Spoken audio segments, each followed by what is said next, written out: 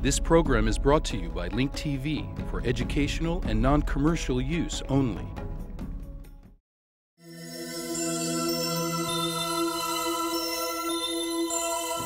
Mosaic, a daily news program from Link TV, presents a selection of news reports from independent and state-controlled broadcasters from throughout the Middle East.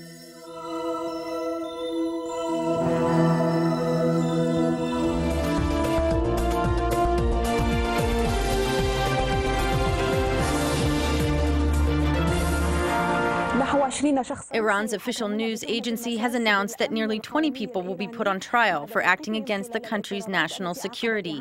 The defendants were arrested during the post-election riots.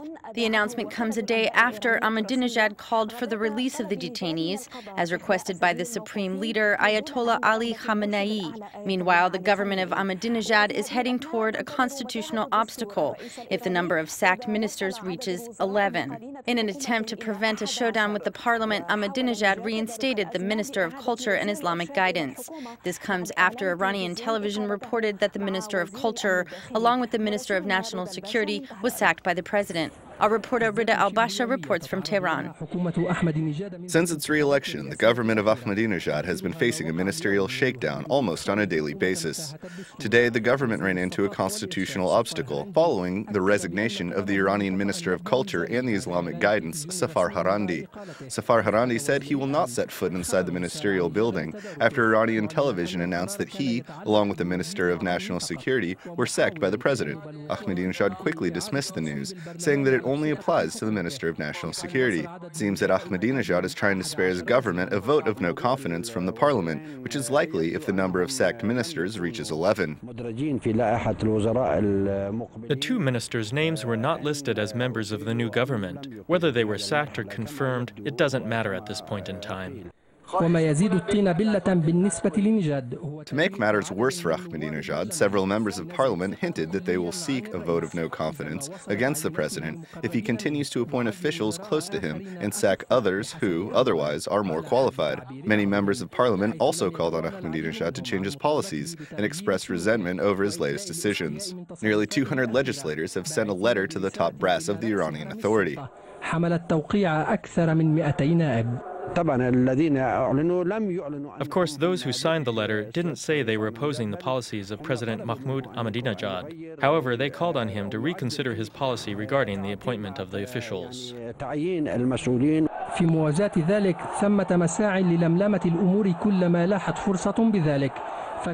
Parallel to that, efforts are underway in Iran aimed at bringing the crisis to an end. This news comes after the supreme leader of Iran ordered the closure of Kirkuk prison due to the failure of meeting the standard requirements. However, some legal constituents said that the prison was closed due to violations. It seems that a sign of a breakthrough in the Iranian presidential crisis may have started to appear, but it may quickly disappear if President Ahmadinejad continues to face criticism inside the parliament and among his conservative party, which may bring the situation back to square one. Rida Al-Basha, Dubai TV, Tehran. Joining us by phone from Tehran is our correspondent Rida Al-Basha. Rida, is the remaining part of the government still intact? And will it survive the constitutional test, especially with the large number of ousted ministers in hand? The constitutional problem facing the government is still ambiguous at this time, as conflicting reports are continuing to unfold. The deputy speaker of the Iranian parliament has announced that Safar Hariri will take part in all government sessions scheduled for today. However, Safar Hariri has not issued any reaction to this news or to the news of his resignation. It seems that he has not yet reconsidered his resignation. If he doesn't reconsider his resignation decision and insists on boycotting government sessions, the Iranian government, during the remaining 10 days in its reign, must go back to the parliament and seek a vote of no confidence once again.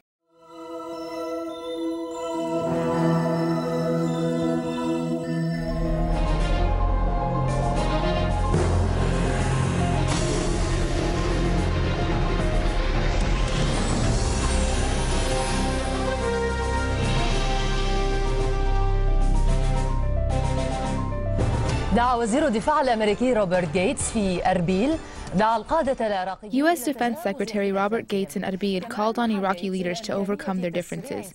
Gates also suggested the possibility of accelerating the withdrawal of American troops from Iraq. This came during a meeting between the U.S. Defense Secretary and the president of the Kurdish region, Masoud al-Barzani, where they discussed the outstanding problems between the Kurdish government and the unity government in Iraq.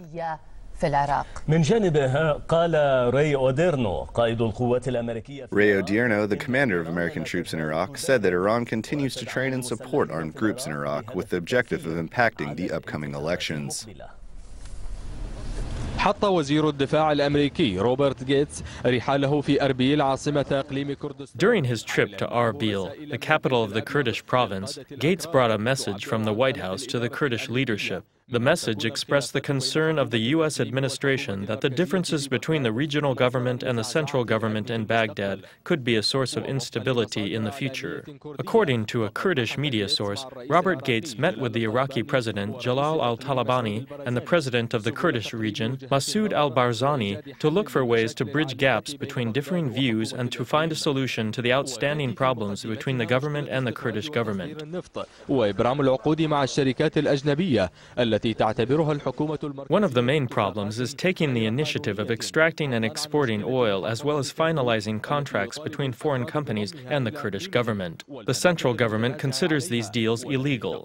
In addition, there is the issue of the governorate of Kirkuk, which the Kurds demand be made part of the Kurdish region. Other disputed areas are adjacent to the districts of Nineveh and Diyala, where the Peshmerga forces are present. However, the results of these talks remain secret. Government sources previously indicated that there are signs that the tense relationship between the two sides is easing. However, Kurdistan's government rejected this claim.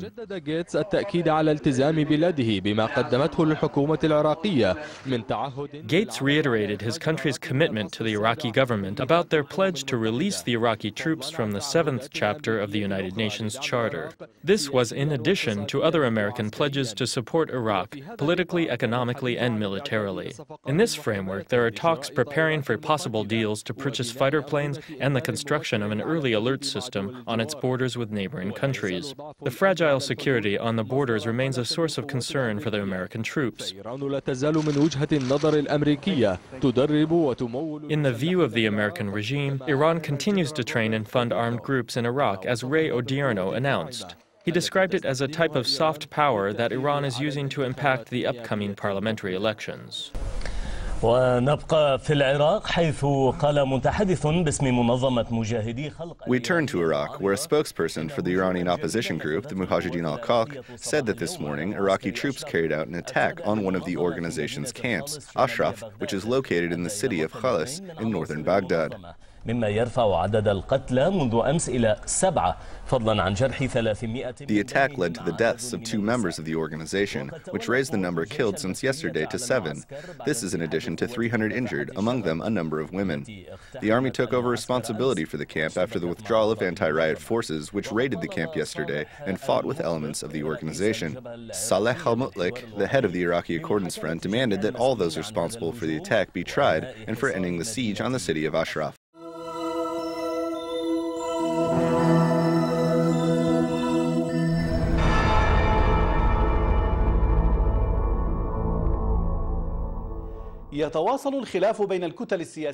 Disputes continue between political parties in regards to the Kirkuk issue. These disputes are preventing the parliament from deciding on election reforms. Parliament member Khalid Shawani told Baghdad satellite television over the phone that the suggestion of dividing the province of Kirkuk into 4 electoral districts is contradictory to the constitution. A Western diplomat revealed that the United Nations will not encourage any referendum that asks the following question: do you support the addition of Kirkuk to the Kurdish region? The diplomat, who did not reveal his name, told Reuters that this wording will lead to the breakout of a war. He added that the United Nations urged the Kurds to give up organizing this referendum on the fate of the city of Kirkuk.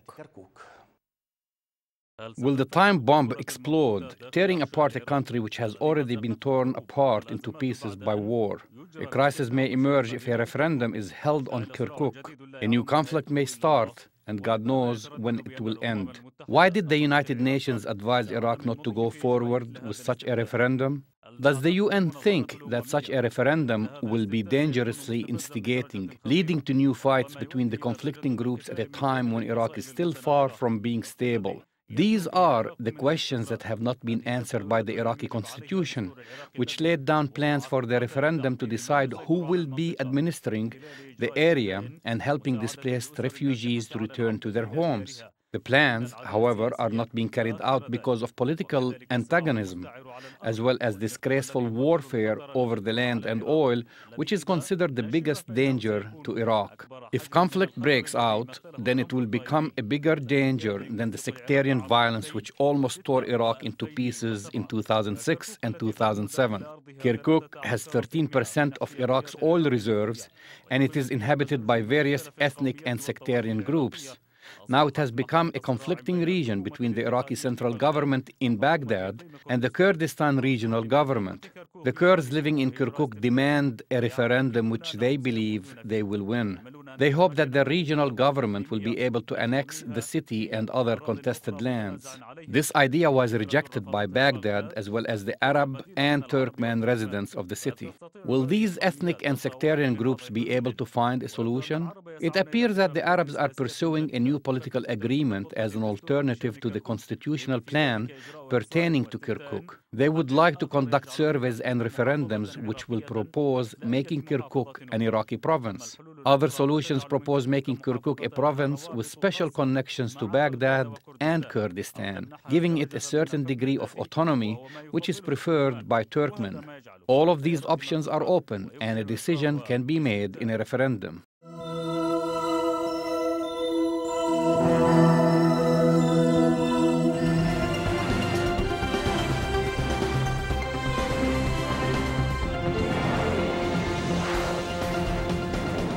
Afghan immigrants from all over the world are gathering in Moscow. They are holding a Congress to talk about the situation in their country and what they can do to tackle the existing problems. They say 8 years of U.S.-led military operations have failed to improve things. Our correspondent has attended the Congress.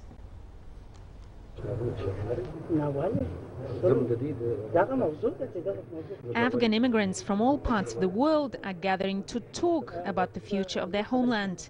These people represent Afghan communities in Russia, Europe, the United States and Central Asia. They're looking for what they can do to help bring peace and stability to their war-weary country. There are highly responsible and well-educated people among Afghan immigrants.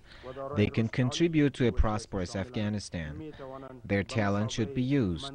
They can become think tanks and offer their plans for Afghanistan's development. They see this year as crucial for their nation. Numerous forums and discussions on Afghanistan have taken place in Russia, Europe and Asia. In 3 weeks there will be presidential election, and Afghan expatriates feel they have a special role to play. Solving the Afghan crisis is in the hands of the Afghan people. It's the main message of the Congress. The international community should not replace it with its own initiative, but support the efforts of the Afghanis. Locals are unhappy with what's going on in their country. Many blame US-led coalition forces for failing to improve things. 8 years since America intervened, the Taliban insurgency is still strong and violence ripe. Peace remains only an illusion. Here they believe the key to a prosperous, peaceful future lies within Afghan society. In order to bring stability and peace to Afghanistan, we need to strengthen the role of spiritual and tribal leaders. Our enemies are trying to diminish the role of these leaders and pursue their own mercenary goals. The convention of Afghan immigrants is the first of its kind. These people are convinced they can make a change. They can influence the political process in their country if they act together. Svetlana Korkina, Press TV, Moscow. 2 British security guards kidnapped in Iraq 2 years ago are believed to be dead. They were among 5 Britons who were taken captive from an Iraqi finance ministry building in Baghdad. They were kidnapped in 2007 by a group of militants disguised as Iraqi police. 2 bodies were handed over to the British authorities in June, but the fate of the 5th hostage is still not clear. The UK Foreign Office says all efforts are being made to secure his release. In the past 2 years, the kidnappers released several videotapes of the hostages. They asked British forces to withdraw from Iraq and free a number of their men in exchange for the hostages.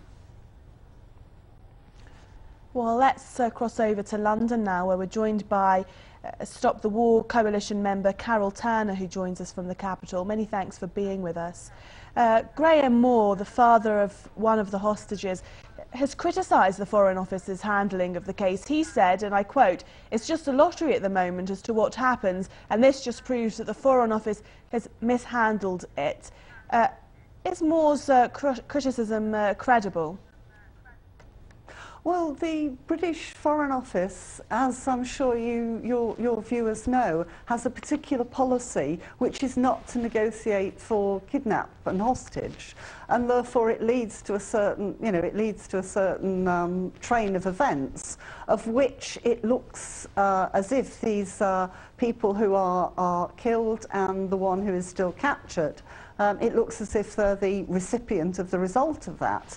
And of course we're not in favour of anyone who is taken as a hostage as being badly treated, whether it be British or any other nationality. However, one has to recognise that these people have taken on their jobs recognising a certain element of danger, and it's very unfortunate that in this case it's happened to those people.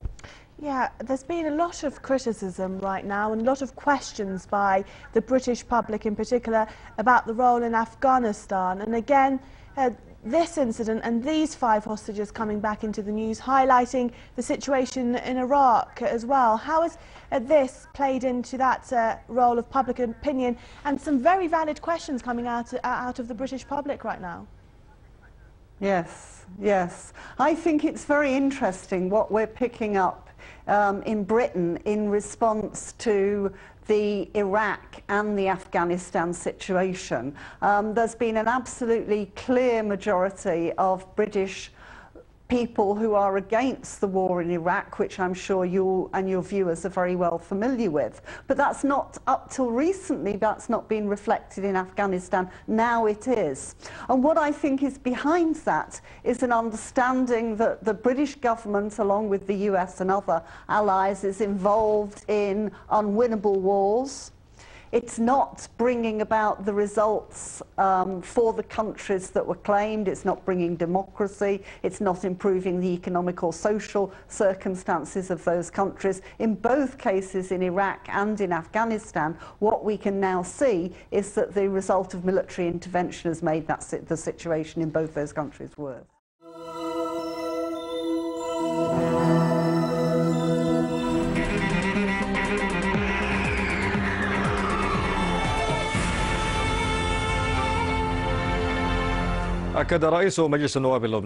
Parliament Speaker Nabih Berri said that the Lebanese parties have reached an agreement on forming a new government within a reasonable amount of time, after meeting with Lebanese President Michel Suleiman in the Ba'abda Palace. The names of officials and their posts will be determined later. We leave you with Alia Ibrahim. Shortly after Saad al-Hariri was tasked with forming a new government after the elections, the 30 ministers proposal was born. 15 ministers from the March 14th alliance, 10 from the opposition, and the remaining 5 will be appointed by the president. This is known as the 15-10-5 formula. More than 1 month has passed since Hariri was tasked with forming a new government. However, a political stalemate has dominated the situation. But suddenly things have started to change, as negotiations have finally led to the 15-10-5 formula.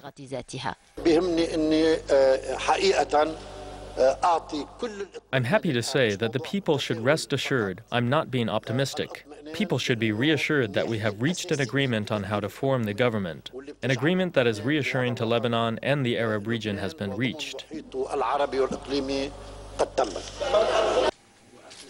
كل المعلومات المتوفرة تشير إلى أن التوزيع العددي للموالاة والمعارضة قد تم الاتفاق. Available information indicates that the distribution of ministers among the ruling majority and the opposition has been agreed upon, though every group is describing the agreement in a way that pleases their constituencies.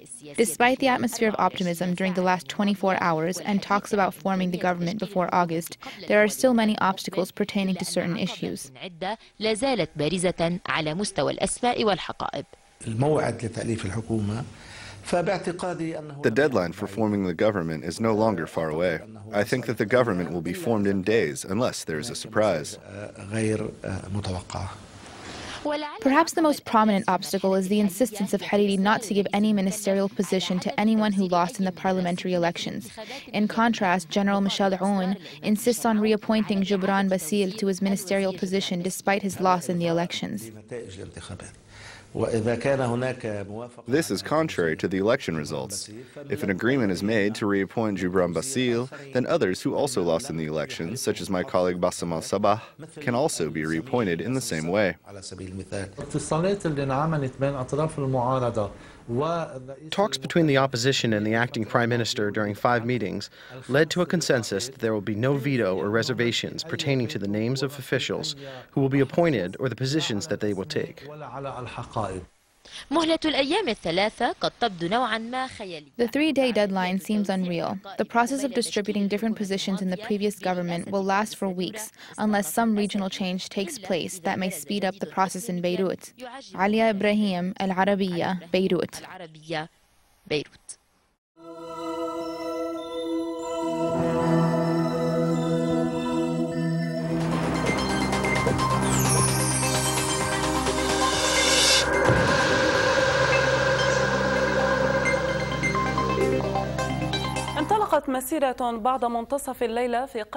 Dozens of international and Israeli activists, as well as village locals, participated in a march that was launched after midnight in the village of Bilayin. They gathered in response to the incursions and arrests carried out by Israeli occupation troops that aim to prevent residents of Bilayin from commencing with demonstrations that protest against wall and settlement construction. بعد منتصف الليل وبعد أن يخلد الناس للنوم. After midnight, when most people have fallen asleep, residents of the village of Bilayin decided to march to demonstrate against nightly incursions and arrests. Dozens of the town's residents and foreign activists carried torches and waved the Palestinian flag, facing the wall from both sides, expressing their rejection of the occupation and the practices that disturb them even in their sleep.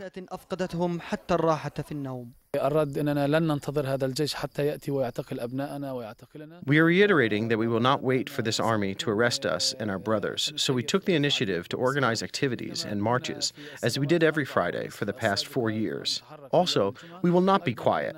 We will be active and organize marches in the middle of the night in protest of the arrests, incursions, attacks, violence, and terrorism that our brothers are subjected to in the midst of the night. The occupation troops, as usual, threw flares and used their weapons to disperse those participating in the march, which reaffirmed their right to freedom and dignity. They were able to voice their strong opposition against the apartheid wall, the occupation, not allowing the residents to sleep, and not entering homes quietly. Rather, they terrorize children who become victims of their military missions, as their generals say.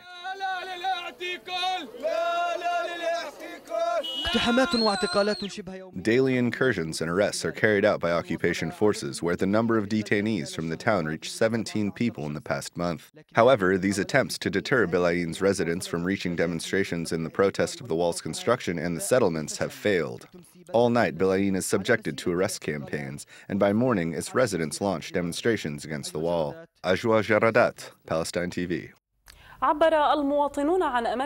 The Palestinian people have expressed their hopes that the 7th Fatah conference will achieve national unity, reconcile the conflicting parties, and return Gaza to Palestinian legitimacy by being represented by the Palestinian Authority.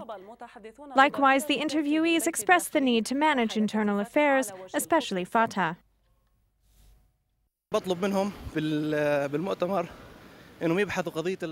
We are demanding that those participating in the conference discuss the issue of national unity, because what has happened to us is enough.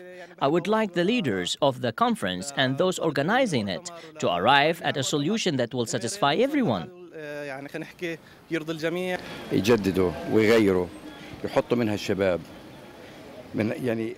They must renew, make changes, and let the youth participate. We need a new generation, a generation that can realize the aspirations of these people. There needs to be a modernization since many have grown old. People are tired and many have died among members of the National Council and the Central Committee. This is what people want.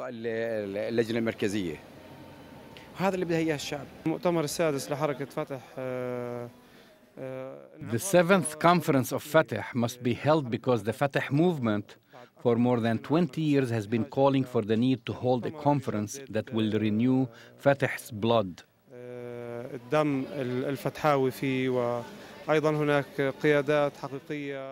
There is real active leadership that needs to replace the current leaders. Also, this conference needs to be strong.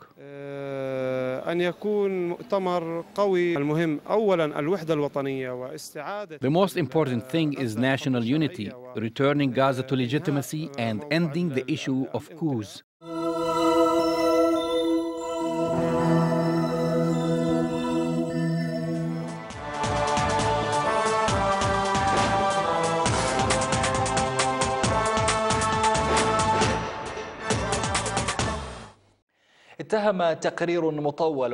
An extended report by a London-based organization, Middle East Monitor, which covers Middle Eastern affairs, accused Western countries and the Quartet Committee of backing violations made by the Palestinian Authority in the occupied West Bank. The report called on the West to make respecting human rights a precondition for receiving financial aid by Fayyad's government.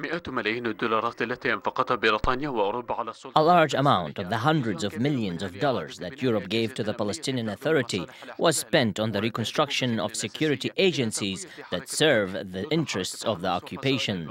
The aid is primarily geared towards strengthening Fatah against Hamas and other Palestinian resistance factions. This is achieved through the American coordination team led by United States Lieutenant General Keith Dayton. This information was reported by the London-based Middle East Monitor, which covers Middle Eastern affairs. According to the report, there are more than 1,000 political prisoners in the occupied West Bank. Most of them were imprisoned without charges and are subjected to the ugliest forms of torture. The 16 pages of the Middle East Monitor's report also talked about the Western role in instigating internal Palestinian conflicts after Hamas won the legislative elections in January 2006. In addition, the West provides financial support and security advice to Abbas's security agencies. The report also accuses the West of covering up human rights violations by Mahmoud Abbas's government. American and British security agencies have provided their services in the West Bank, just as they have done in Iraq. This explains the great similarities between what is happening in Iraqi prisons and prisons administered by the Palestinian Authority in the occupied West Bank. The report strongly criticizes Britain and the United States' silence pertaining to human rights violations by Abbas's security agencies. Get more news about the Middle East online at linktv.org/Mosaic. The Mosaic webpage offers a complete archive of Mosaic programs, program transcripts, the Mosaic video podcast, and the Mosaic Intelligence Report, a weekly analysis of the hottest stories from the Middle East. The views expressed on Mosaic are those of the participating broadcasters, not Link TV or its sponsors.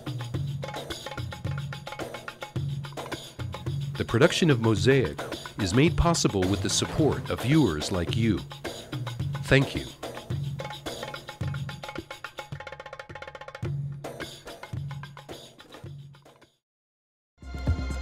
This program is brought to you by Link TV for educational and non-commercial use only.